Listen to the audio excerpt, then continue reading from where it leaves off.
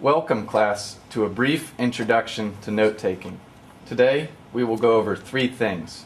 The first is why take notes.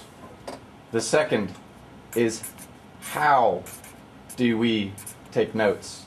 And the third is what do we take notes of. When we ask why we're taking notes, we're asking why, what purpose.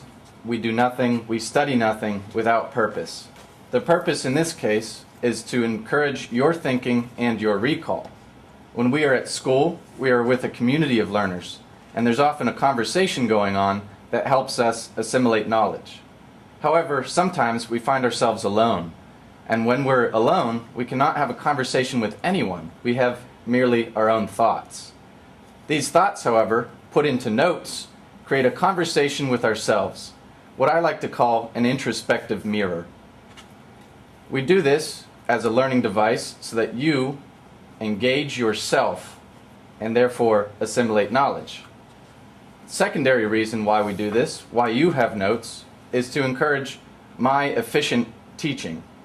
I want to know your start points and where you go, the fulfillment of your needs and realization of your dreams. Next, we'll cover how. We can cover notes in two different methods. The first is hard copy. So, when we use notes written by hand, we often have a unique signature.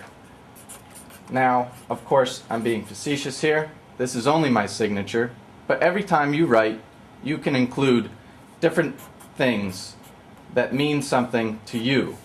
Symbols, shorthand, and so on. We can also use hard copy because it's readily accessible. Mr. Kane, please respond to my prompt. Why, of course. I have it right here. This line, written by Paula Freire, says that the writer's duty is to simply and lightly write, making it easier for the reader to attain understanding but without doing the reader's job. Here, I've included a hard copy note citing a reader's job as a fundamental concept now often ignored. Because I wrote this down on the source, I can share it with the class very quickly. Next, we can use digital copy.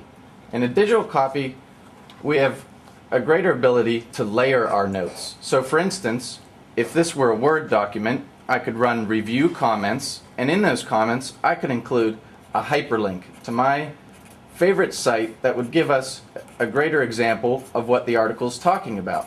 In this case, TED.com. Another reason we use digital copy is because it's more easily shared with our friends. Mr. Kane, can I have your notes? Why, of course. Here you go. The third thing we need to cover today is what we're taking notes of.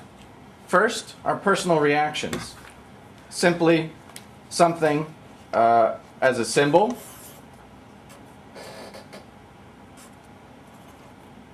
For instance, I use this whenever I'm not impressed by what's just been read, and this when I'm confused. This helps you keep track of what you understood or were surprised by in what you read. The second type are academic syntheses and questions raised. For instance, in this case, what does Mr. Kane mean when he calls this an erudite exercise? What I mean is, you're doing scholarly work when you take notes, no matter whether it's personal or academic. Thank you, and take some notes.